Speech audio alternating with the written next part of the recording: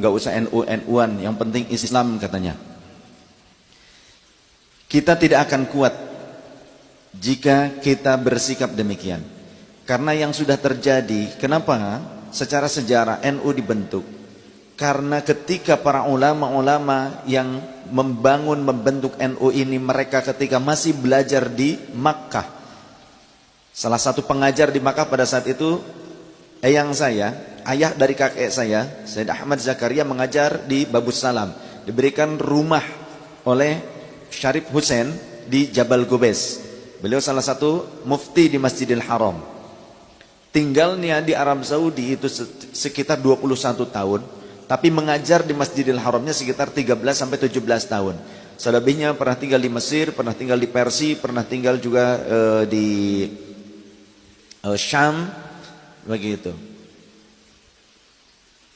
Mereka seperti Mbah Wahab Hasbullah, Mbah Hashim Asy'ari, ketika pulang ke Indonesia, mereka membawa amanah dari guru-gurunya yang asli Indonesia. Syekh Nawawi Al-Bantani, Syekh Ahmad Khatib bin Abdul Ghaffar Asy-Syambas, Mursyid Thariqah Qadiriyah wa Naqsyabandiyah, asli-asli Indonesia. Syekh Arsyad Al-Banjari, yang mereka mengajar di Masjid Nabawi, mengajar di Masjidil Haram. Pada saat pemberontakan terjadi di sana, termasuk eyang saya itu ikut melawan pasukan Inggris. Pasukan Inggris yang ikut membantu keluarga Ibnu Saud untuk memberontak. Yang sebelumnya tidak berhasil, Muhammad bin Saud, kemudian dilanjutkan oleh cucunya Abdul Aziz bin Saud. Yang saya ikut serta dalam melawan pemberontakan tersebut, perang saat itu, ya.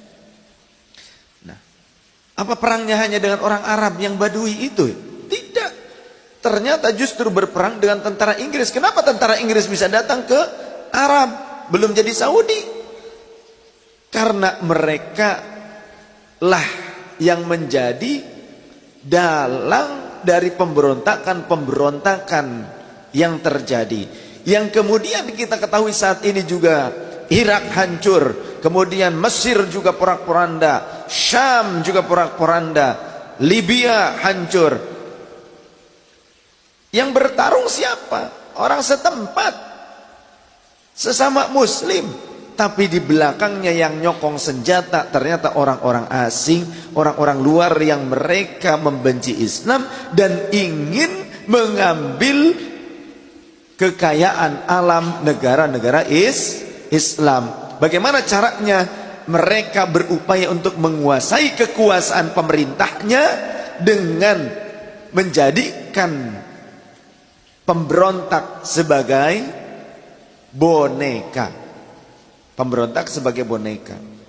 Maka jangan sampai itu terjadi di Indonesia, karena itu pun diupayakan untuk terjadi di Indonesia. Maka para ulama-ulama tersebut, santri-santri yang ada di Mekah, di Madinah, pulang ke Indonesia membuat satu jam'iyah yang besar untuk menguatkan Ahlus Sunnah wal Jamaah. Karena di sana sudah direbut, Syarif Husainnya jatuh, tumbang, kemudian dibuang ke Yordania, jadi negara Yordania. Dulu belum jadi negara dulu, ya. Termasuk yang saya juga pulang ke Indonesia, banyak para ulama yang dari Indonesia yang terbunuh di sana. Kemudian ada juga yang melarikan diri, ada yang ke Afrika, ada yang ke Yaman. Kemudian ada juga yang pulang kembali ke Indonesia, pulang ke Malaysia. Karena di sana tidak bisa dipertahankan lagi Ahlus Sunnah wal Jamaah. Ketika kudeta itu berhasil mereka lakukan, mereka membuat satu asas tunggal. Apa itu? Asas Wahabiyah. Asas tunggal inilah yang kemudian menghancurkan bangunan-bangunan, kubah-kubah dari keluarga Rasul, istri Rasul, putra-putra Rasulullah yang ada di Baqi, yang ada di Ma'na, karena dianggap akan memicu kesyirikan. Padahal itu untuk berteduhnya orang-orang yang berziarah kubur, yang ziarah kubur itu merupakan sunnah Rasul. Dulu masih bisa lama-lama kita ziarah kubur di sana, tapi sekarang ziarah kubur tidak bisa lama.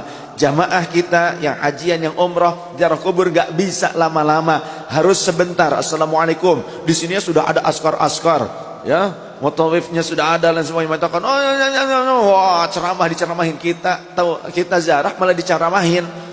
Syirik lah, awas, hati-hati dengan kesyirikan, ini lain sebagainya. Nah sekarang begitu.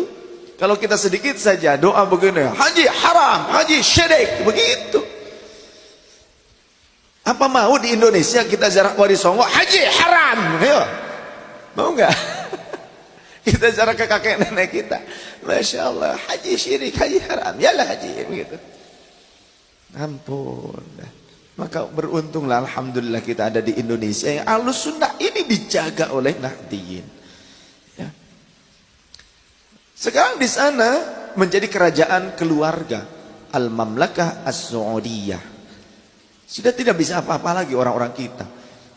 Ketika ada kabar habaib dari Indonesia diakui dan diagungkan di Arab Saudi oleh pemerintah Arab Saudi, itu kabar bohong. Karena apa? Orang yang asli kelahiran Saudi, ulama Saudi, habaib yang asli Saudi sendiri, Sayyid Muhammad bin Alwi Al-Maliki Abuya, beliau itu mengajar di Masjidil Haram, beliau itu menjadi wakil rektornya Universitas Ummul Qura. Bagaimana kehidupan beliau di sana? Ditekan dakwahnya. Kebiasaan-kebiasaan maulidan didatangi oleh pemerintah, oleh petugas, harus diberhentikan. Seperti itu. Ya. Sekarang putranya Abu Yasin Ahmad bin Muhammad Al-Maliki, kemudian juga Habib Zain bin Smith di Madinah. Saya kalau ketemu di luar mau cium tangan aja nggak boleh. Belakang-belakang ikut dulu. Kalau ke rumahnya aja pelukan. Begitu baik ketika di rumah, wah luar biasa. Tapi di luaran karena apa? Banyak intel-intel mata-mata yang memfitnah beliau, difitnah mengajarkan kesyirikan. Beliau ulama yang luar biasa. Ahli tafsir, ahli hadis, ahli fiqih. Masuk ke dalam kategori mufti. Akan tetapi kehidupannya di Arab Saudi bagaimana? Ditekan. Apalagi diketahui sebagai dzurriyyah Rasul. Habaib di sana itu tidak bebas seperti di Indonesia. Ya. Maka beruntunglah kita berada di Indonesia, karena Indonesia rumah kita bersama, titipan dari para aulia dan dzurriyyah Rasul, kurun-kurun awal yang membawa Islam ini ke Indonesia tanpa peperangan, tapi dengan cinta kasih dan persahabatan.